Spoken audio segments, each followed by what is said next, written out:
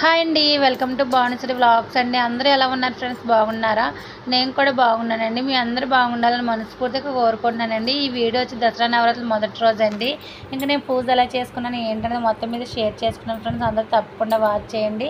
అలాగే మన వీడియో నచ్చితే ప్లీజ్ ఒక చిన్న లైక్ అయితే ఇవ్వండి. మీరు ఒక చిన్న లైక్ ఇవ్వడం వల్ల ఏంటంటే ఫ్రెండ్స్ మరి కొంతమందికి మన వీడియో రీచ్ అవుతుంది. అలాగే కొత్తగా మన ఛానల్ ఎవరైనా చూసిన వాళ్ళు ప్లీజ్ సబ్స్క్రైబ్ అయితే చేసుకోండి ఫ్రెండ్స్. ఇంకేంటి ఫ్రెండ్స్, నా ముగ్గును చూసి అయితే భయపడుతున్నారా? ముగ్గు ఏంటి అలా వేసానని? నాకైతే నిజంగా ఫ్రెండ్స్ ముగ్గు అయితే వేయడం రాదు. ఏదో వచ్చిన దాంట్లో అయితే అలా వేసుకుంటాను. మరి మనం వేసుకోకపోతే ఎవరు వచ్చి వేయరు కదా ఫ్రెండ్స్. మన పని మనమే చేసుకోవాలి కదా. ఇంక నేను మార్నింగే లేసి అయితే ఇంటి పని అంతా చేసుకున్నానండి. ఇల్లంతా క్లీన్ చేసుకొని దేవుడు కదా అది చేసుకున్నానండి. ఎందుకంటే మా హస్బెండ్ మా పాప అయితే మార్నింగ్ 3 కల్లా మాల అయితే వేశారు.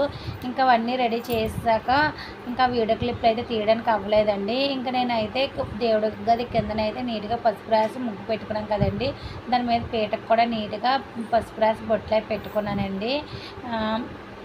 ఆ పీటకు కూడా ఒక క్లాత్ అయితే వేసుకునండి. క్లాత్ మీద బియ్యం కూడా వేసుకొని ఆ బియ్యం మీద అయితే అమ్మవారి ఫోటో అయితే పెట్టుకోవాలండి. నేను కూడా ఎప్పుడు ఇలా పీట అయితే పెట్టలేదు ఫ్రెండ్స్. నేను యూట్యూబ్లో చూసి ఈసారి పీఠం పెడదామని చెప్పి పెట్టుకున్నాను. ప్రతి సంవత్సరం నవరాత్రుల పూజ నేను బాగానే చేసుకోనండి. ఎప్పుడు దేవుడి గదిలోనే చేసేస్తాను, కానీ ఎప్పుడు కిందనైతే ఇలా పీట పెట్టలేదండి. ఎందుకు ఈసారి నాకు పెట్టుకోవాలనిపించింది. ఎలాగో మాల వేసుకొని ఉన్నారు కదా అని చెప్పి పీట అయితే పెట్టుకున్నాను. అలాగే అఖండ దీపం కూడా వెలిగించాలని ఎందుకు అనిపించింది ఫ్రెండ్స్. అందుకని చెప్పి అఖండ దీపం కూడా పెట్టుకుంటున్నాను. ఇంకా అఖండ దీపం పెట్టొచ్చా పెట్టకూడదని చాలాసార్లు ఆలోచించానండి. యూట్యూబ్లో చూశాను, పెట్టుకోవచ్చు చాలా నిష్టగా ఉండాలని చెప్పి. సర్లే అమ్మ దయ ఉంటే అంతా ఉన్నట్టే కదా ఫ్రెండ్స్, ఇంకా పెట్టాలనిపించింది. ఇంకా నేను ముందుగా అయితే అఖండ దీపానికి పెద్ద ప్రమిద అయితే తీసుకున్నాను. ప్రమిద నీట్గా పసుపు రాసి బొట్లు అయితే పెట్టుకున్నానండి. కిందన ఒక ఇత్తడి ప్లేట్లో బియ్యం అయితే వేసుకొని ఆ బియ్యం పైన అయితే ప్రమిద పెట్టుకున్నాను.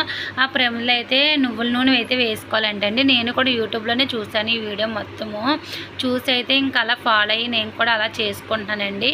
ఇంకా నా పూజలో ఏమైనా చిన్న చిన్న మిస్టేక్స్ ఏమైనా ఉంటే ప్లీజ్ అయితే కామెంట్ చేయండి. ఎందుకంటే ప్రతి ఒక్కరు పూజలో ఏదో చిన్న మిస్టేక్ చేస్తూనే ఉంటామండి. అది మనకు తెలియదు మనం చేసామని చెప్పి.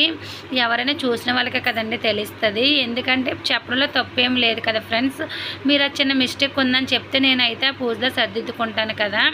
అలాగే నా పూజ ఎలా ఉంది ఏంటనేది ప్లీజ్ కామెంట్ సెక్షన్లో కామెంట్ అయితే చేయండి. ఇంక నా పూజ అయితే సింపుల్గా ఎలా చేసుకున్నాం ఫ్రెండ్స్. మీ ఇంట్లో పూజ ఎలా జరిగింది అనేది కామెంట్ సెక్షన్లో కామెంట్ చేసేయండి. అలాగే మీ అందరికీ దసరా నవరాత్రి శుభాకాంక్షలు అండి.